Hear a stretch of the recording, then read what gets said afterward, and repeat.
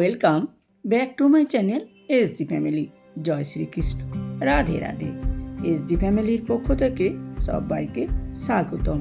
সবাইকে জানাই good morning, শুভ সকাল। তার সাথে সবাইকে জানাই অনেক অনেক শুভেচ্ছা, অনেক অনেক অভিনন্দন। তো বন্ধুরা, সবাই কেমন আছো? আশা করি সবাই ভালো আছো।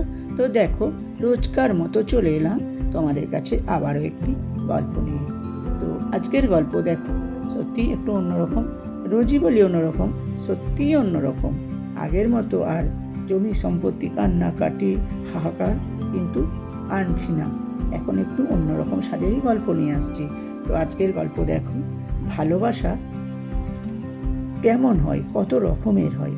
শুধু ভালোবাসি বললেই ভালোবাসা যায় না, বা টাকা পয়সা থাকলেই ভালোবাসা যায় না। ভালোবাসতে গেলে একটা সুন্দর মনের দরকার। টাকা পয়সা না থাকলেও ভালোবাসাটা যদি থাকে তাহলে তারাই জীবনে সুখী। এই রকমই আজকের একটা গল্প আছে। তোমরা দুজনের দুরকম ভালোবাসা দেখে বুঝতে পারবে ভালোবাসা সত্যি কাকে বলে। তো গল্পটা আমার দেখে খুব ভালো লাগলো, তাই তোমাদের কাছে শেয়ার করতে চলে এলাম। তো তোমরাও দেখো, শেষ পর্যন্ত দেখার জন্য অনুরোধ রইল। কোনো গল্প শেষ পর্যন্ত না দেখলে মানেটা বোঝাই যায় না। প্রথমে মনে হয় কী রে বাবা, কী রকম গল্প, কিন্তু শেষ পর্যন্ত দেখো, সত্যিই ভালো লাগবে। তো চলো গল্পটা শুনে নাও। এক মুঠো স্বপ্ন। অনু, তোমাকে কখন থেকে বলছি এক গ্লাস জল দিয়ে যাও তো। হ্যাঁ, আসছি। অনু এক গ্লাস জল নিয়ে এসে দীপক বাবুকে দিল। এই নাও তোমার জল। আমি বলছিলাম আজ বিকেলে তুমি আমাকে একটু বাজারে নিয়ে যাবে। কেন, বাজারে আবার কি দরকার? টুকটাক কিছু কেনার আছে, তুমি আমাকে নিয়ে চলো না। না না, আমার সময় হবে না। তোমার কত টাকা লাগবে বলো, আমি দিয়ে দিচ্ছি, তুমি একাই চলে যেও। অনু দীপক বাবুর মুখে এমন কথা শুনে কিছুটা কষ্ট পেল। তারপর বলল, বেশি না, 2000 টাকা মতো দিলেই হবে। দীপক বাবু অনুকে 2000 টাকা দিয়ে দিলেন। অনু বিকেলে নিজের জায়ের সঙ্গে বাজারে গেল।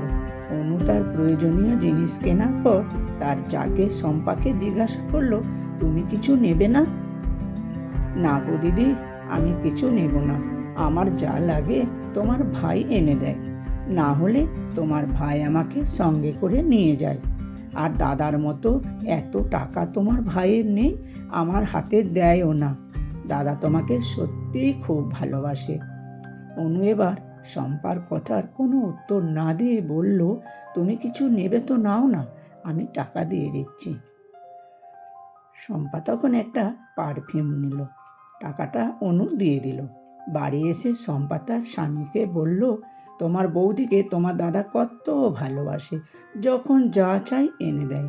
সেদিন তো দিদি 2000 টাকা চাইলো, দাদা সঙ্গে সঙ্গে দিয়ে দিল। আর তোমাকে 100 টাকা চাইলে কি হবে, কি দরকার এত টাকা খরচ করার, আমি এনে দেব, এত কথা বলো। দাদার প্রচুর টাকা, তাই দাদা বৌদিকে অনেক অনেক টাকা দেয়। আমার তো আর এত টাকা নেই, তাই তোমাকে দিতে পারি না। তবে আমি তোমাকে এটা বলতে পারি, আমি আমার সাধ্যমতো চেষ্টা করি তোমার সব কিছু ইচ্ছে পূরণ করার, কারণ আমি তোমাকে অসম্ভব ভালোবাসি। গত পরশু অনু এবং দীপকবাবু বিবাহবার্ষিকী ছিল। অনু দীপকবাবুর জন্য অনেক কিছু রান্নাবান্না করে রাতে অপেক্ষা করছিল একসঙ্গে দুজনে খাবে বলে। কিন্তু অপেক্ষা করতে করতে প্রায় রাত 11টা হতে চলল। অনুর চোখে ঘুম চলে এলো। সেই সময় দীপকবাবু ঘরে ঢুকল। অনুকে একজোড়া সোনার বালা দিয়ে বলল, এই নাও তোমার গিফট। আমার খুব ঘুম পাচ্ছে, আমি শুতে গেলাম। আজ অফিসে প্রচুর কাজ ছিল, তাই একসঙ্গে সবাই বেরিয়ে ডিনারটা করে নিলাম। অনু তখন বলল, আমি যে তোমার জন্য এত কিছু রান্না করে না খেয়ে বসে থাকলাম। আমি তোমাকে বলিনি বসে থাকতে বা এত কিছু রান্না করতে। আমি শুতে গেলাম, তুমি খেয়ে শুয়ে পড়ো। এই বলে দীপকবাবু রুমে চলে গেলেন। অনু মনের ভেতরে অনেক কষ্ট নিয়ে না খেয়ে শুতে চলে গেল। পরের দিন শম্পা এসে অনুকে জিজ্ঞাসা জিজ্ঞাসা করলো, কাল তোমাদের বিবাহ বার্ষিকীতে দাদা কি দিল তোমাকে? অনু তখন বালাজোড়া নিয়ে এসে শম্পাকে দেখালো, এইটা দিয়েছে আমাকে। সত্যি দিদি, তোমার ভাগ্য বটে, কি সুন্দর গো বালাজোড়াটা। দাদা তোমাকে সত্যিই খুব ভালোবাসে। আর হ্যাঁ, আমি যেটা বলতে এলাম, আজ আমার জন্মদিন, তাই সন্ধ্যের সময় তোমার ভাই একটু খাওয়া দাওয়ার ব্যবস্থা করেছে, তুমি আর দাদা এসো। তখন বলল, ঠিক আছে, যাব। এবং সন্ধ্যা হতে শম্পার স্বামী একটা শাড়ি নিয়ে এসে শম্পাকে দিল আর বলল, যাও, এটা এক্ষুনি পরে এসো, আমি দেখি তোমাকে এই লাল শাড়িতে কেমন লাগছে। শম্পা সঙ্গে সঙ্গে শাড়িটা পরে এসে সবাইকে দেখালো।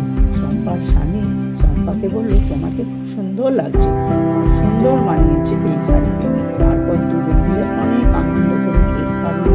তারপর খাওয়া দাওয়া শেষে বাড়ি যাওয়ার সময় শম্পাকে বলল, তোমার ভাগ্য সত্যিই খুব ভালো ভাই, তোমাকে সত্যিই খুব ভালোবাসে, তোমরা সারা জীবন এভাবেই থেকো। কেন দিদি, দাদাও তো তোমাকে খুব ভালোবাসে। তোমাদের বিবাহ বার্ষিকীতে কত সুন্দর একজোড়া সোনার বালা উপহার দিল বলো তো। এরকম বড় মন কার আছে? দাদাও তোমাকে সত্যিই খুব ভালোবাসে। তুমি তখন হাসতে হাসতে বলল, শুধু সোনার বালা জোড়া দিয়েছে, ভালোবাসা নেই। যে ভালোবাসা তোমাদের মধ্যে আছে আমাদের মধ্যে নেই। মানে মানে ও তুমি বুঝবে না, ছাড়ো সেসব কথা। আমি তোমাকে আশীর্বাদ করি, সারা জীবন তোমরা এভাবেই হাসি খুশি থেকো। আসলে কি জানো, আমাদের জীবন অতিবাহিত করার জন্য টাকা খুবই প্রয়োজন, কিন্তু সত্যিকারের ভালোবাসার জন্য সবসময় বোধহয় অনেক টাকা প্রয়োজন হয় না। গল্পটি আপনাদের কেমন লাগলো